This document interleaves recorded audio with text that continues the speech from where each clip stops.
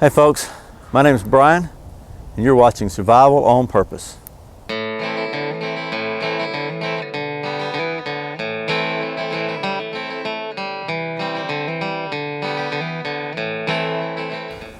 Okay, today's video is going to be about fire, one of my favorite subjects, and about some methods you can help to make sure you always have a way to start a fire. If you're watching this channel, you've probably been watching other video channels about bushcraft and survival and know about char cloth. Char cloth is just a way of putting some cotton cloth in a metal container, typically the old Altoids tin, and getting it hot enough to basically turn it into charcoal without burning. So char cloth works pretty good, but the problems I've had with char cloth are it seems like it's pretty fragile, and maybe it's not as useful sometimes as it could be. So I saw some videos on people using charred punk wood, and thought I'd give that a shot and we can do this together. So maybe asking, what is punk wood? Well, I got a couple of examples here. I just picked this log up, and as you can see, if you could feel this, it's feather light. It's wood that's really been just kind of rotted. You can break it off with your hands. It's almost rotted, but not quite rotted. Now this one's, you can see, just kind of mash it up a little bit. I got a couple of other examples here. Here's another piece that I broke off. It's really, you can see you can just dig your fingers in it and just see, make a big dent in it like that. I think this is a pretty good piece. Here's one that was still pretty wet, so it would take a lot longer to char this because the moisture would have to come out of it. But you can see as you just break a piece off, it just very, very soft and punky. So we're gonna try charring some of that. I'm gonna pack a Altoids tin with it and put it in the coals and let it get black. See how it works.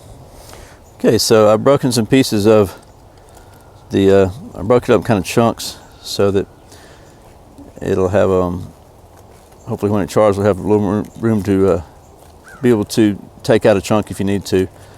And I'm gonna put this in the Altoids. Now everybody says you need to poke a hole in the Altoids tin to make it so the gas can escape. Honestly, this thing's not airtight.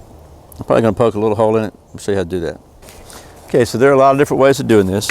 I'm just gonna use a nail, poke a little hole on top, and use my butcher knife, my old hickory butcher knife, because I'm trying to give it a whole torture test anyway. So probably better to have a hammer, but don't have one. So now you notice that's going to stick out. It might cause a little hazard there, so we'll grab it in the other way, which bent the lid up a little bit. Tap it back in. Now we got a little bitty hole there, which should let the gas out. Okay, so got the tinder. I've got the punky wood packed in there pretty good. Got my hole here. I'm going to close it up and put it in the coals. Just let it sit. I'll let you know how long it takes.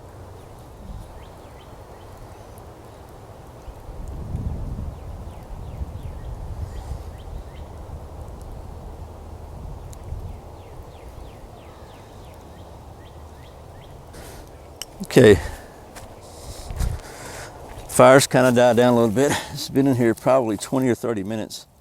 I'll try to get this out and have a look at it and see if it maybe is charred. So let's let it cool off for a minute and we'll check it out. Okay, got our Altoid tin out of the fire. It's cooled off a little bit. Let's see if we got any char in here. Looky there, we got some char. Let's have a look at it. All right, so here's what's left. The tin was full before, packed full. This is charred down. Let's see how well it works. Okay, well traditionally you would use a flint and steel with this, but you can do the same thing with a ferro rod. The idea is you want to get this thing, you want something that'll take a spark and create and hold that ember and maintain that glow of that ember so that you can use it to increase into an actual flame. That's the purpose behind any kind of char material. And so let's give it a shot and see what happens.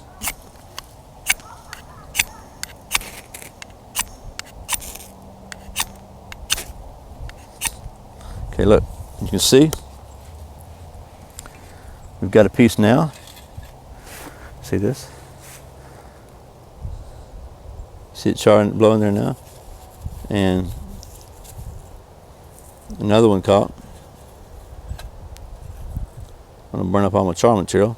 But you can see that's got that ember, and it's burning good. So you can see it took the spark. Burning good. It's holding that ember for a long time, so